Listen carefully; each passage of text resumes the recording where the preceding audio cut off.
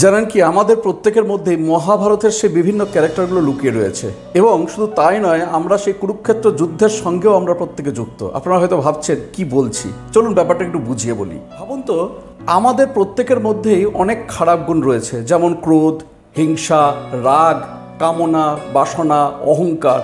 এই সমস্ত খারাপ গুণগুলি যদি কৌরবদের প্রতীক হয়, আর আমাদের মধ্যে থাকা হাতে গোনা কয়েকটা ভালো গুণ যদি পাণ্ডবদের প্রতীক হয়, তাহলে ভাবুন তো ধৃতরাষ্ট্র কে হবে? আমাদের স্বার্থপরতাই হবে ধৃতরাষ্ট্র। কারণ জানবেন, ওখান থেকেই আমাদের সমস্ত খারাপ গুণগুলির জন্ম হয়। গান্ধারী, আমরা জানি যে গান্ধারীর চোখ ছিল, কিন্তু তাও সে চোখে পট্টি বেঁধে রাখত। তাই সে চোখের সামনে থাকা সত্যটাকেও সে দেখতে পেত না, আর যেটা হচ্ছে আমাদের অন্ধবিশ্বাস। এবারে আসি পিতামহ ভীষ্ম, যে কিনা আমাদের দায়িত্ববোধের প্রতীক, আর মামা শকুনি হচ্ছে আমাদের কুবুদ্ধি, আর ভগবান শ্রীকৃষ্ণ যিনি হচ্ছে আমাদের মন, আমাদের অন্তরাত্মার প্রতীক। অনেকে হয়তো ভাবছেন যে তাহলে কর্ণ কিসের প্রতীক? কর্ণ জানবেন ভালো করে জানতো যে কোনটা ঠিক কোনটা ভুল। ধর্ম ও অধর্মের জ্ঞান তার মধ্যে ছিল, কিন্তু তাও সে অধর্মের স্বাদ দিয়েছিল। কিন্তু কর্ণ আমাদের মধ্যে থাকা কোন গুণের প্রতীক?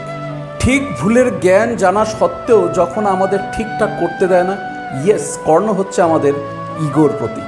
এবারে শেষ যেটা, সেটা হচ্ছে মহাভারতের সেই কুরুক্ষেত্র যুদ্ধ। বলুন তো, মহাভারতের এই কুরুক্ষেত্র যুদ্ধ কেন হয়েছিল?